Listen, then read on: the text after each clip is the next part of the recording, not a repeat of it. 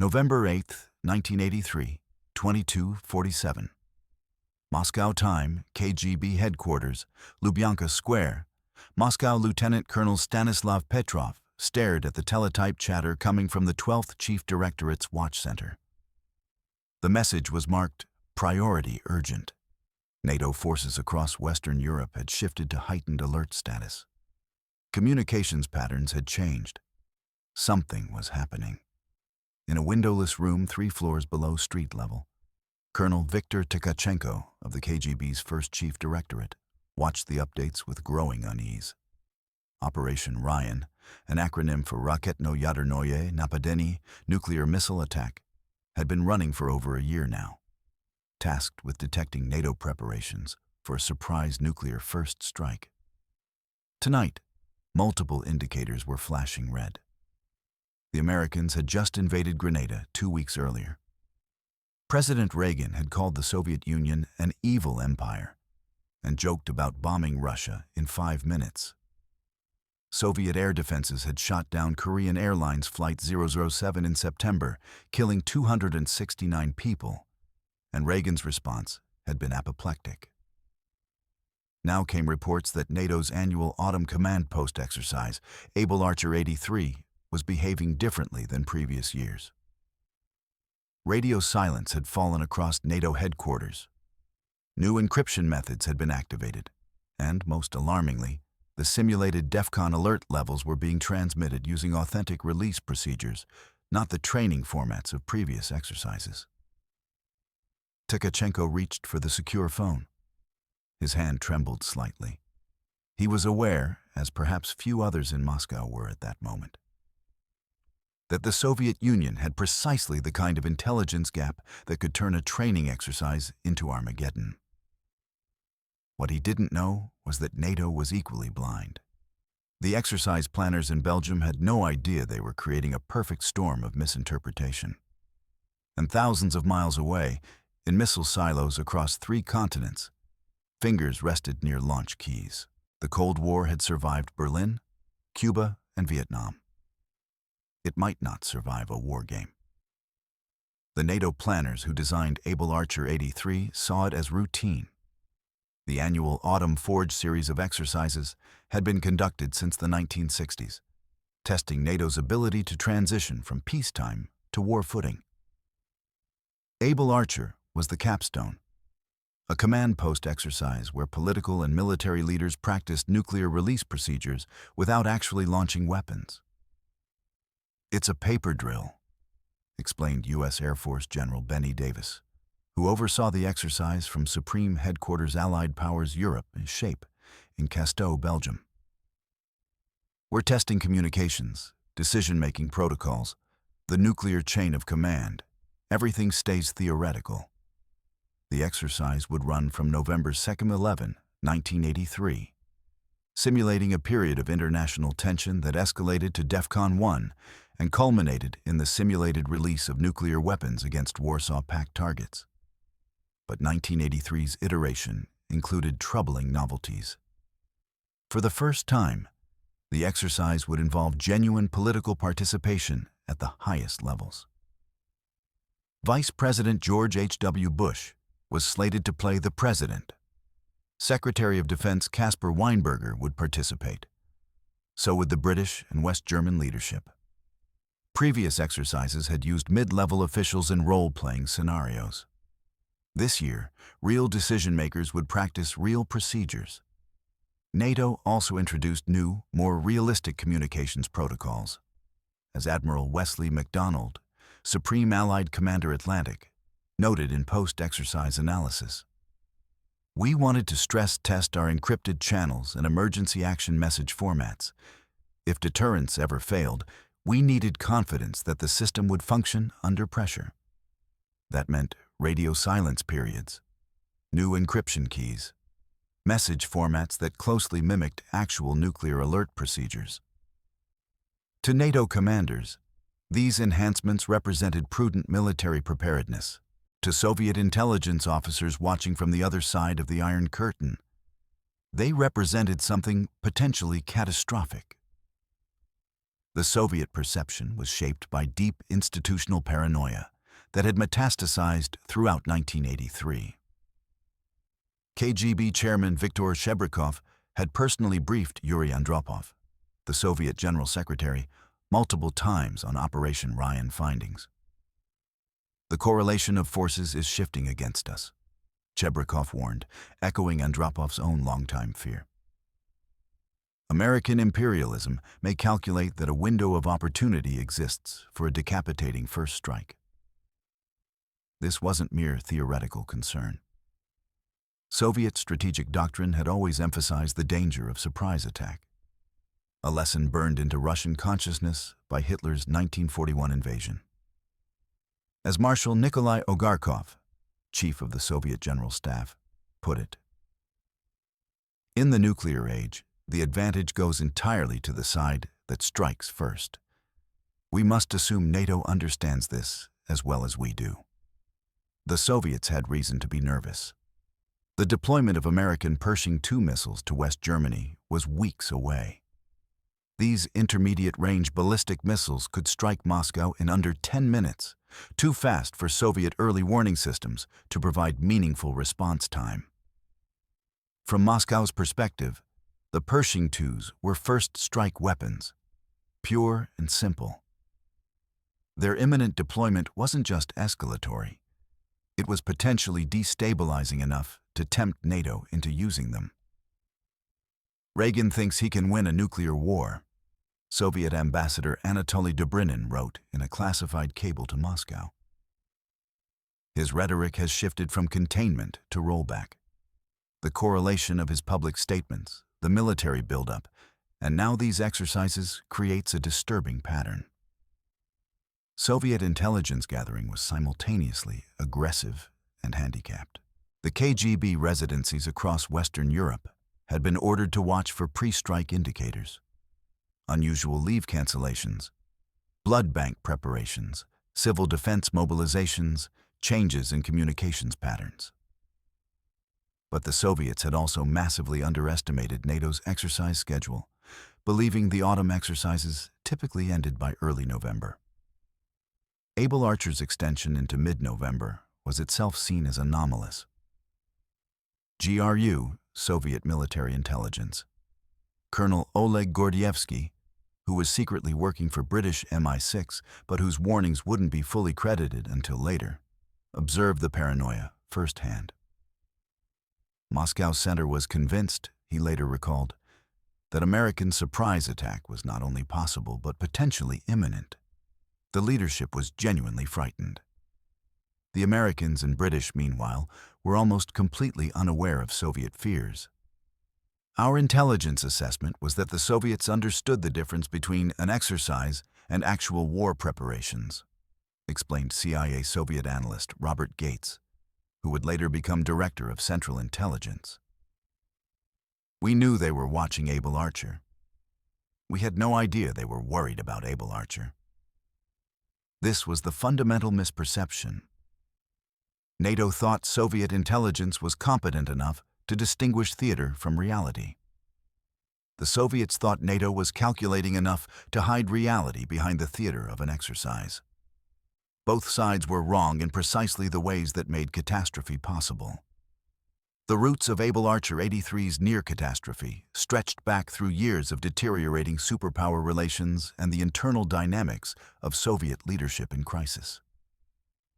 The exercise itself evolved from NATO's long-standing need to practice nuclear decision-making without irrevocably committing to Armageddon. The original Able Archer series began in 1978, emerging from concerns that NATO's nuclear command and control procedures were theoretical rather than tested. We'd never actually walked through the process, explained General Bernard Rogers, who became Supreme Allied Commander Europe, c'est sûr, in 1979. From a Soviet tank crossing the border to NATO releasing nuclear weapons? What does that timeline actually look like?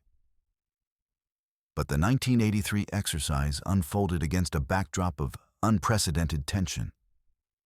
The election of Ronald Reagan in 1980 had brought to power an administration that rejected détente and embraced confrontation.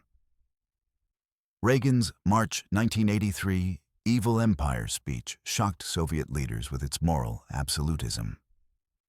His March 23 announcement of the Strategic Defense Initiative, the so-called Star Wars program, suggested the Americans were seeking strategic superiority that could neutralize Soviet nuclear deterrence. Star Wars was terrifying to us, admitted Georgy Arbatov, director of the USSR's Institute for USA and Canada Studies. If the Americans could build a shield while keeping their sword, the entire foundation of mutually assured destruction would collapse. They could strike us with impunity. The geopolitical situation was equally combustible. In September 1983, Soviet fighters shot down Korean Airlines Flight 007 after it strayed into Soviet airspace, killing all 269 passengers and crew, including U.S. Congressman Larry McDonald. Reagan's response was furious. "Make no mistake," the president declared, "this was a barbaric act." The Soviets insisted the aircraft was on an intelligence mission. The truth, a navigation error compounded by Soviet air defense paranoia, satisfied no one.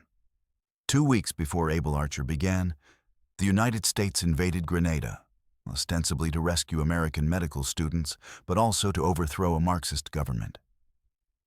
To Moscow, this looked like rollback, not containment.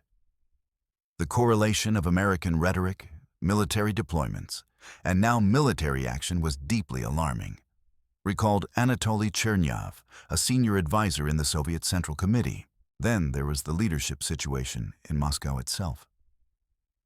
Yuri Andropov, who had succeeded Leonid Brezhnev as General Secretary in November 1982, was gravely ill by autumn 1983. A former KGB chairman, Andropov brought an intelligence officer's paranoia to the role of Soviet leader. He had personally authorized Operation Ryan in May 1981, driven by his conviction that the capitalist West might attempt a preemptive nuclear strike during a period of perceived Soviet weakness. Andropov was dying, recalled his aide Arkady Volsky. He was on dialysis. He couldn't walk. But his mind remained sharp and his fears remained acute. He genuinely believed that Reagan might be reckless enough to start a nuclear war. Operation Ryan itself was an intelligence collection disaster masquerading as a priority program. KGB residencies worldwide were ordered to watch for indicators of NATO war preparation. Increased blood bank activity, unusual patterns of light in government buildings at night, bulk food purchases, civil defense preparations. The problem was that these indicators were either too subtle to detect or too ambiguous to interpret. Worse, KGB officers under pressure to report positive results began inventing them. The center wanted to hear that America was preparing for war, Gordievsky later explained. So residents learned to tell them what they wanted to hear. It became a self-reinforcing cycle of confirmation bias. The Pershing II deployment was the accelerant poured on these smoldering tensions.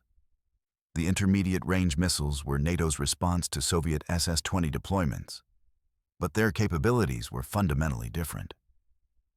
The SS-20s couldn't reach the United States. They were theater weapons. The Pershing IIs could strike Moscow in 6 to 8 minutes from launch sites in West Germany. From the Soviet perspective, this was a first-strike weapon that would destabilize the entire nuclear balance. We calculated that the flight time from West German bases to Moscow was shorter than our early warning system's detection-to-notification cycle, explained General Viktor Starodubov, who worked in Soviet strategic planning. In practical terms, the Pershing IIs made successful decapitation of Soviet leadership not just possible, but potentially executable. NATO's November 1983 decision to proceed with deployment, the Bundestag would vote to approve Pershing the II basing on November 22nd, hung over Able Archer like a sword. The Soviets had promised countermeasures of commensurate weight and scale. No one knew precisely what that meant. The exercise planners at SHAPE, meanwhile, were focused on technical improvements. Previous Able Archer exercises had been criticized for their artificiality. Communications procedures were simplified. Nuclear release protocols were abbreviated. Political decision-making was role-played by colonels pretending to be presidents. The 1983 version would be more realistic. Air Vice Marshal Stuart Manal, who participated in the planning, later admitted, "We wanted verisimilitude. We wanted to test the system under conditions that approximated real stress." The thought that Soviet intelligence might mistake our exercise for actual preparation simply didn't cross our minds. In retrospect, that seems almost criminally naive. By late October 1983, as Able Archer's start date approached, three separate dynamics were converging: NATO's desire for realistic training, Soviet leadership's genuine paranoia about American intentions, and a catastrophic intelligence failure on both sides. NATO didn't understand how frightened Moscow was. Moscow didn't understand that Able Archer was routine. The stage was set for the most dangerous misunderstanding of the entire Cold War. November 5th, 1983, the exercise begins. In Able Archer. 83 commenced on schedule at 0800 hours Central European Time on November 2nd. The scenario was deliberate in its ambiguity. Rising tensions in Yugoslavia following Tito's death. He had actually died in 1980, but the scenario assumed continued instability. Soviet military movements near the Finnish border and provocations in the Baltic region. NATO's Supreme Allied Commander Europe, General Bernard Rogers, playing himself, received the first situation briefing at SHAPE headquarters. From Moscow's perspective, the exercise immediately looked different. The radio traffic patterns changed, recalled Colonel Vladimir Gubanov, a signals intelligence officer stationed in East Germany. Previous years, we could clearly identify the training chatter. This time, there were longer periods of radio silence. When transmissions occurred, they used encryption we hadn't seen before. The KGB residency in London cabled Moscow on November 3rd. British military leaves cancelled in selected units, RAF Marham and Lakenheath showing increased activity. The report was technically accurate. Some NATO units were restricting leave to maintain exercise manning levels, but the context was omitted or unknown to Moscow Center.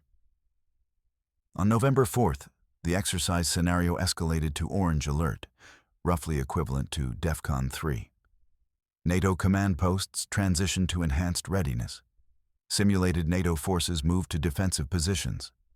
The scenario included political consultations among NATO heads of government regarding nuclear weapons release authority. The GRU station in Bonn reported, West German government conducted emergency consultations.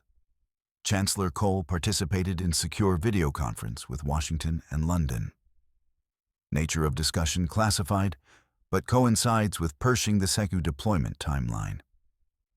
What the GRU didn't report, because they didn't know, was that Kohl was participating in Able Archer's political simulation.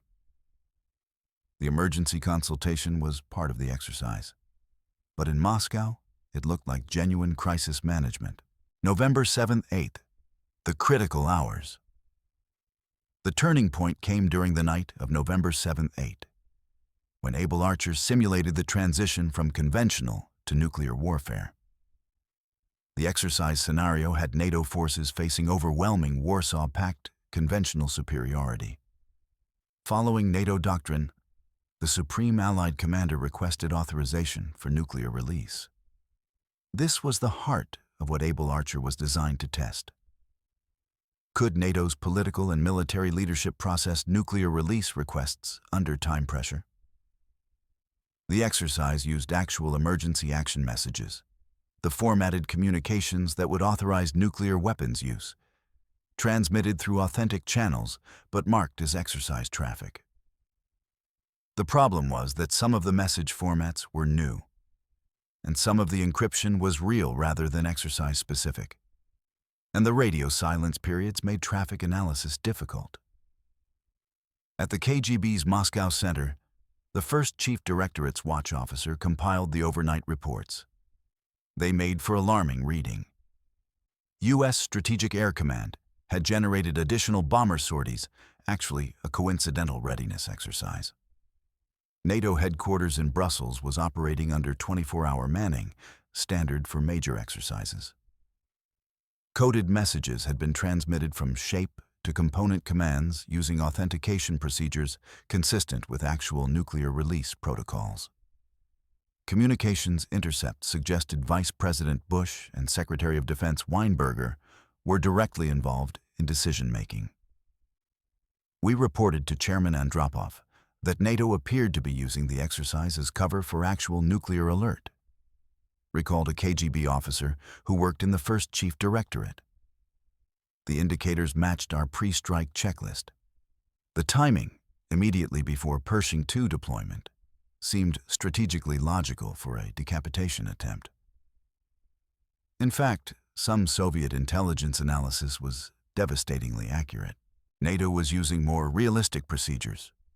Senior officials were participating. The authentication protocols were genuine. What Soviet intelligence couldn't determine was intent. Was this an exercise approximating reality, or reality disguised as an exercise? The Soviet military went to heightened alert status. In East Germany and Poland, Soviet nuclear-capable aircraft were placed on alert. Crews were brought to short-notice readiness. Some aircraft were fitted with operational nuclear weapons rather than the standard training loadouts. We received orders to prepare for potential combat operations, confirmed Colonel General Yuri Votintsev, who commanded Soviet air forces in East Germany. The alert level wasn't full combat readiness, but it was significantly elevated. We armed aircraft with nuclear weapons. That was highly unusual for a peacetime situation. In Moscow, the Strategic Rocket Forces, the service branch controlling Soviet ICBMs, elevated their alert posture.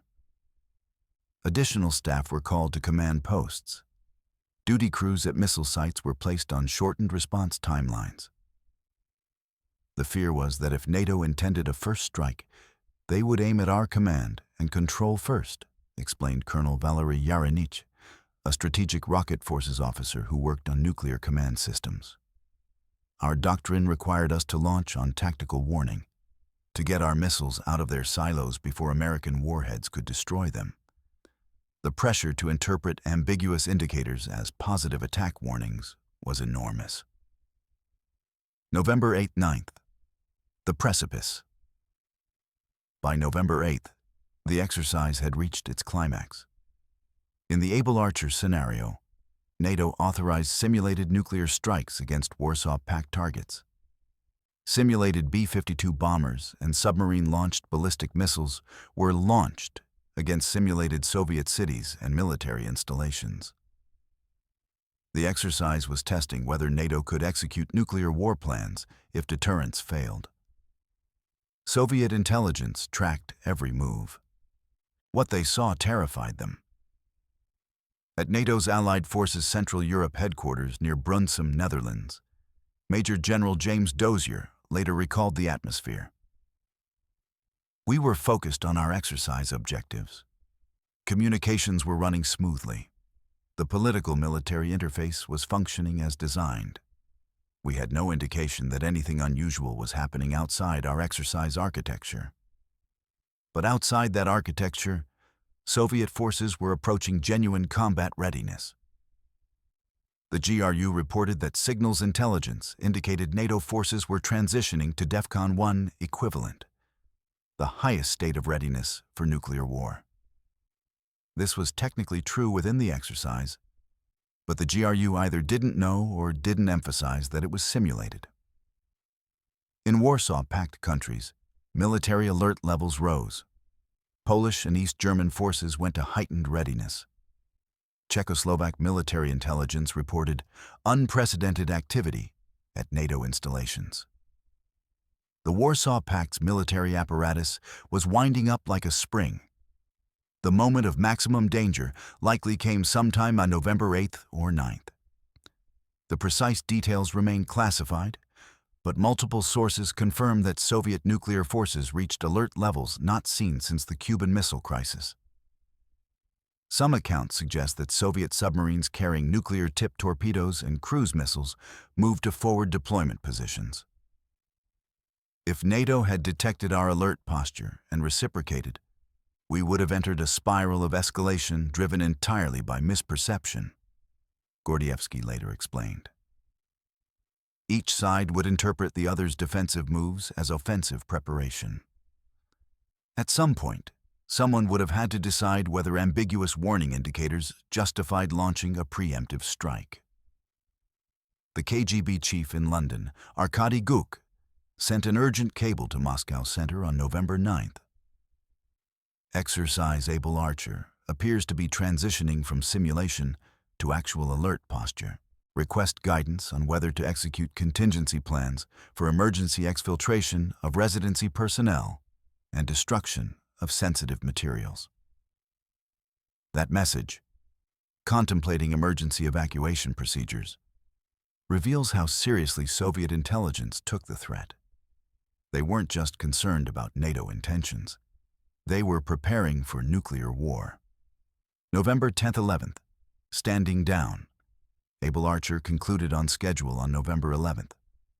NATO forces returned to normal peacetime posture. The exercise was deemed a success. Communications had functioned smoothly. Political consultation procedures had worked. Nuclear release protocols had been tested under simulated pressure. Soviet forces gradually stood down from alert. But in Moscow, the post-exercise analysis was sobering. Something had gone badly wrong, not with Soviet military preparedness, but with Soviet understanding of NATO intentions.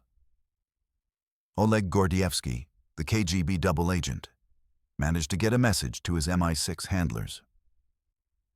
Moscow Center genuinely believed NATO might be preparing for nuclear war. The alert was real, not simulated. You were closer to catastrophe than you knew. When British intelligence delivered Gordievsky's warning to Margaret Thatcher, the Prime Minister was stunned. "Are you telling me," she reportedly asked, "that the Soviets actually thought we might attack them? Over an exercise?" The answer, filtered up through MI6 to the Cabinet Office to the Prime Minister's desk, was yes. The Soviets had genuinely feared that Able Archer might be cover for a NATO-first strike. And they had responded with military measures that could have triggered the very war both sides feared. President Reagan's reaction, when briefed by CIA Director William Casey, was equally shocked. "I don't see how they could believe that," Reagan wrote in his diary on November 18th. "Maybe we should take more seriously their genuine paranoia about a nuclear attack." The Able Archer crisis forced both superpowers to confront uncomfortable truths about how the Cold War nuclear standoff actually functioned, and how close to disaster it could drift through sheer misunderstanding. American recognition and response. The U.S. intelligence community's initial response was skepticism. There was resistance to believing that Soviet fears were genuine, recalled Gates. The analytical consensus had been that Soviet leadership understood our strategic doctrine, understood deterrence, and was engaged in propaganda when they talked about American first strike intentions. Gordievsky's reporting contradicted that comfortable assumption. But the evidence became impossible to ignore. Signals intelligence confirmed unusual Soviet military activity during the Able Archer timeframe. East German and Polish military communications showed genuine alert postures, not exercise responses. The Soviet nuclear forces' behavior looked defensive but seriously elevated. President Reagan's evolution was particularly significant. The Able Archer scare coincided with his viewing of The Day After, a television movie depicting nuclear war's aftermath, which aired on November 20th, 1983. The combination left a profound impact. "My own reaction was one of having lived in a kind of dream world," Reagan later wrote. In January 1984, Reagan delivered a speech that represented a dramatic shift in tone. "Neither we nor the Soviet Union can wish away the differences between our two societies and our philosophies," he acknowledged. "But we should always remember we do have common interests, and the foremost among them is to avoid war and reduce the level of arms." The rhetoric of the evil empire didn't disappear entirely, but it was increasingly balanced by emphasis on dialogue. Secretary of State George Shultz, who had been pushing for engagement with Moscow, found the president newly receptive. Abel Archer had scared him, Shultz later recalled. He realized that miscalculation was as dangerous as malice. Concrete policy shifts followed. The Defense Department's nuclear exercises were reviewed for potential misinterpretation risks. NATO began including clearer exercise indicators in its military activities, distinctive communications patterns that would allow Soviet intelligence to distinguish drills from actual operations. "We started thinking about strategic transparency," explained Paul Neitze, Reagan's chief arms control advisor. "Not transparency that undermined deterrence, but transparency that reduced the risk of catastrophic misunderstanding." The Pentagon also enhanced its understanding of Soviet nuclear doctrine. "We'd focused so much on capabilities that we'd neglected psychology," admitted a Defense Intelligence Agency analyst. "We knew the Soviets could launch on warning. We didn't fully appreciate how their historical experience and strategic culture created genuine paranoia about surprise attack." Soviet reassessment in Moscow.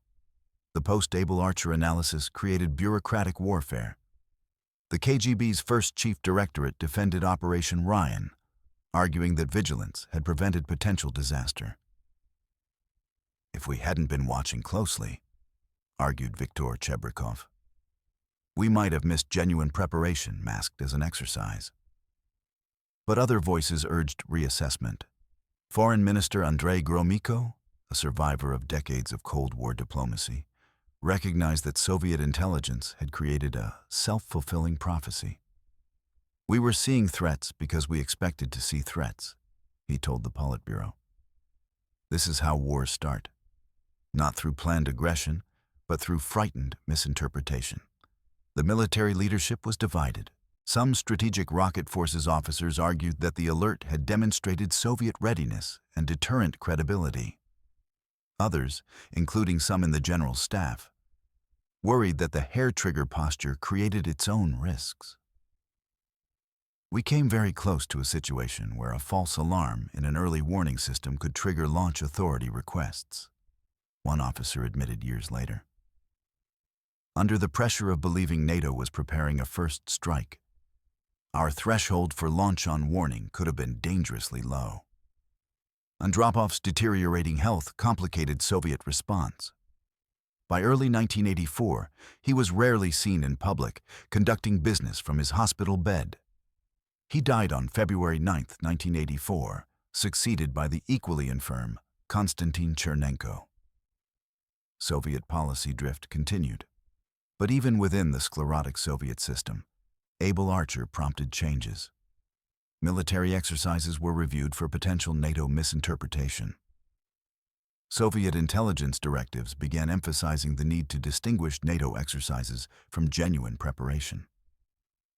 We started asking not just, what are they doing, but why would they be doing it this way if they intended war, recalled a GRU analyst.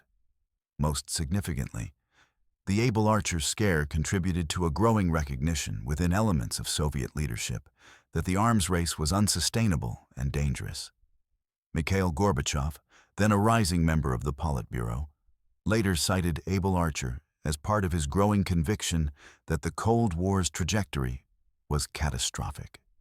"We were spending ourselves into bankruptcy to guard against a threat that might materialize through sheer misunderstanding," he reflected. Something had to change. Third-party reactions and broader impact. NATO allies had varying reactions to the Abel Archer revelation. Margaret Thatcher, characteristically direct, demanded immediate briefings on Soviet perceptions and ordered British intelligence to expand its collection on Soviet military psychology, not just capabilities. We need to know not just what they can do, but what they fear we might do, she instructed MI6. West German Chancellor Helmut Kohl faced domestic political pressure over the Pershing II deployment, which proceeded despite massive public protests. The Able Archer incident, largely kept classified at the time, strengthened the arguments of those who feared the Euromissile deployments were destabilizing. But Kohl proceeded with deployment, arguing that Soviet concerns validated the missile's deterrent value. In non-aligned nations, leaders who learned of the crisis drew their own conclusions. Olof Palme, Sweden's prime minister and a vocal nuclear disarmament advocate, used the incident to argue for a nuclear weapon-free zone in Northern Europe. The superpowers came close to destroying the world over a training exercise, he declared. This madness must end. The incident also affected nuclear strategy debates within NATO. The concept of flexible response, NATO's doctrine of responding to Soviet conventional attack with escalating levels of force, potentially including nuclear weapons, came under renewed scrutiny. Able Archer revealed that escalation control might be an illusion, argued General Andrew Goodpaster, former Chasseur. If exercising escalation procedures created crisis, what would actual execution do? Intelligence community evolution. The intelligence failure represented by Able Archer prompted soul-searching in both the CIA and KGB. The Americans had failed to understand Soviet perception. The Soviets had failed to accurately interpret NATO intentions.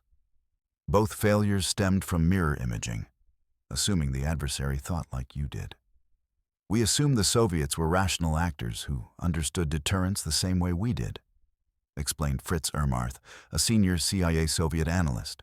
We didn't adequately account for how historical trauma, regime insecurity, and information control shaped Soviet strategic culture. The Soviets, meanwhile, had fallen victim to collection bias and confirmation bias. Operation Ryan had created incentives to report threat indicators. KGB residents who reported that NATO exercises were routine risked accusations of complacency. Those who reported alarming indicators were seen as vigilant. Gordievsky's reporting, when he was successfully exfiltrated from Moscow in 1985, provided unprecedented insight into Soviet thinking. They genuinely didn't understand Western open societies, he explained to MI6 debriefers. The idea that Reagan could loudly rattle sabers but not intend war, that public rhetoric could be decoupled from actual planning, was alien to Soviet leaders who never said anything publicly they didn't mean strategically. The episode accelerated intelligence cooperation among NATO allies. We realized we needed multiple perspectives on Soviet behavior, recalled a senior NATO intelligence official. American satellite imagery, British human intelligence, German signals intelligence. Synthesizing these provided richer understanding than any single national source. The ultimate realization of Able Archer's significance came not during the exercise itself, but in the months and years following, as its near-catastrophic potential became clear. The peak moment was less a single incident than a dawning recognition across both superpower establishments. We almost destroyed the world by accident. The full scope wasn't immediately apparent. The exercise concluded on November 11, 1983. NATO leadership considered it successful. Soviet forces stood down from alert. Life continued. But behind classified doors, a frightening picture emerged. British intelligence's debriefing of Gordievsky in late 1983 and early 1984 revealed the depth of Soviet fear. Moscow's center had prepared for the possibility of nuclear war, Gordievsky reported. Not as a remote scenario, but as a plausible near-term event. Some officers had sent their families out of Moscow, Emergency procedures for leadership evacuation had been reviewed. This wasn't theater. They were genuinely frightened. When Margaret Thatcher met with President Reagan at Camp David in December 1984, Able Archer was on the agenda. "We came closer than we knew," Thatcher reportedly told Reagan. The Soviets weren't bluffing about their fears. They were genuinely convinced we might attack. And in that state of mind, they might have done something precipitous. The statistical evidence, when declassified decades later, was chilling. Soviet nuclear forces reached alert levels during Able Archer that weren't matched until the 1991 coup attempt against Gorbachev. Some Soviet submarines had moved to launch positions. Nuclear-capable aircraft were armed with operational weapons, not practice rounds. Strategic rocket forces duty crews were placed on timelines that would have enabled rapid launch on ambiguous warning. The margin for error collapsed to nearly zero, concluded a joint U.S.-Russian analysis conducted in 2000. If NATO had detected Soviet alert posture and reciprocated, or if Soviet early warning systems had experienced a false alarm during the crisis period, launch authority requests might have been generated on both sides. At that point, human judgment under extreme pressure would have been the only barrier to nuclear war. The psychological impact on leadership was profound. Reagan's diary entries from late 1983 and early 1984 show genuine worry. "I feel the Soviets are so defense-minded, so paranoid about being attacked, that without in any way being soft on them, we ought to tell them no one here has any intention of doing anything like that," he wrote. This wasn't public rhetoric. This was private recognition that the game had become too dangerous.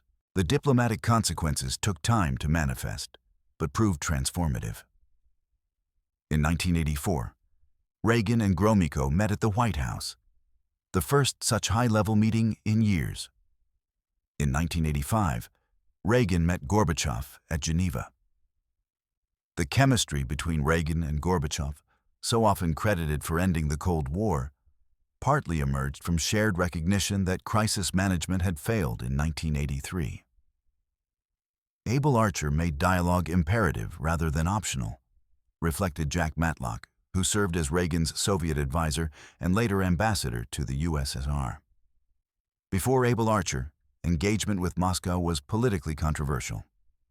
After Able Archer, once the president and his advisors understood how close we'd come, engagement became a strategic necessity. The arms control implications were equally significant. The Intermediate Range Nuclear Forces, INF Treaty, signed in December 1987, eliminated an entire class of nuclear weapons, including the Pershing IIs whose imminent deployment had so alarmed Moscow in 1983. Reagan, who had come to office rejecting arms control as appeasement, became the first U.S. president to actually reduce nuclear arsenals, rather than merely limiting their growth. Trust but verify. Reagan's famous phrase from the INF negotiations captured the lesson of Able Archer. Intentions mattered, but so did transparency and verification. You couldn't base peace solely on trust, but you also couldn't maintain peace without some level of mutual understanding. The military strategic impact reshaped both NATO and Warsaw Pact exercise protocols. NATO instituted clearer exercise notifications and distinctive communications patterns. The Soviets, and later Russians, developed better methodologies for distinguishing drills from genuine alerts. The risk didn't disappear, but both sides recognized that opaque nuclear command and control could kill as surely as deliberate attack. Able Archer also contributed to broader Cold War evolution. It accelerated Soviet recognition that the arms race was bankrupting their economy for dubious security gains.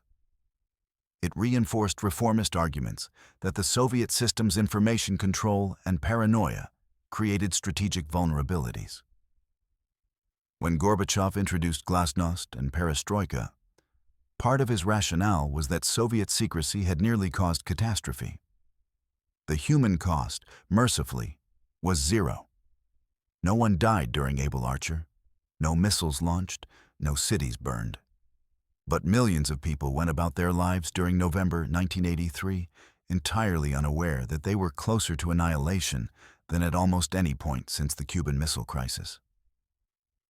The gap between public perception of safety and actual danger was vast. We learned that the Cold War could end not with a bang or a whimper, but with a misunderstanding, reflected William Odom, who served as NSA director in the late 1980s. That realization, that competent, rational people on both sides could nearly stumble into Armageddon, made everyone involved recognize that the system itself was flawed. Deterrence worked until it didn't, and we'd come very close to didn't. Able Archer 83 stands as the Cold War's closest brush with accidental nuclear war, a crisis that occurred not through reckless brinkmanship or intentional escalation, but through sheer misunderstanding compounded by mutual ignorance. Its legacy reshaped superpower relations and offers enduring lessons for nuclear-armed states. The immediate historical impact was its contribution to the Cold War's unexpected peaceful conclusion. The shock of how close disaster came helped transform Reagan from Cold Warrior to nuclear abolitionist. My dream is to see the day when nuclear weapons will be banished from the face of the earth, Reagan declared at the 1986 Reykjavik summit. A statement unthinkable from the man who joked about bombing Russia in 1984. Gorbachev's reforms were overdetermined by multiple factors, but Able Archer reinforced the case that Soviet military paranoia and secrecy were strategically counterproductive. The episode validated the importance of intelligence humility. "We know less than we think we know about adversary perceptions," became a mantra in intelligence analysis post-Able Archer. Modern intelligence assessments routinely include red team exercises asking not just what adversaries can do, but what they fear we might do. The mirror imaging fallacy, assuming others think like we do, was revealed as potentially catastrophic. Able Archer's lessons resonate in contemporary geopolitics. The U.S.-China strategic competition, tensions over Taiwan, Russia's nuclear threats during the Ukraine conflict, all operate in a world where military exercises, cyber operations, and strategic ambiguity create opportunities for dangerous misinterpretation. Able Archer's warning is timeless, argues political scientist Scott Sagan. Complex, tightly coupled systems operating under time pressure and imperfect information will eventually produce accidents. The crisis also revealed deterrence's fragility. Nuclear deterrence works by threatening retaliation, but that requires detecting attack intent accurately and responding appropriately. Able Archer showed that detection could fail and response could be triggered by false positives. The Cold War didn't end with nuclear war partly because of luck. Because false alarms occurred at times when cooler heads prevailed, because exercises didn't coincide with genuine crises, because the system's failures somehow never quite aligned. For students of that era, Able Archer offers perhaps the clearest proof that the Cold War's greatest danger wasn't ideological extremism or military adventurism. It was misunderstanding reinforced by secrecy and fear, two fundamentally conservative leaderships, both terrified of nuclear war, nearly triggered one by accident. That November night in 1983, when Colonel Tkachenko reached for his secure phone in Moscow, he faced a choice that millions of people didn't know existed. Believe that NATO was exercising, or believe that NATO was attacking. He, and others like him in both Moscow and NATO capitals, chose carefully enough that the world survived. The margin was narrower than it should have been. That remains Able Archer's enduring legacy. A reminder that in the nuclear age, we cannot afford to be wrong about each other's intentions, because there is no second chance to correct the misunderstanding. We almost learned that lesson the hard way. We were extraordinarily fortunate that we didn't.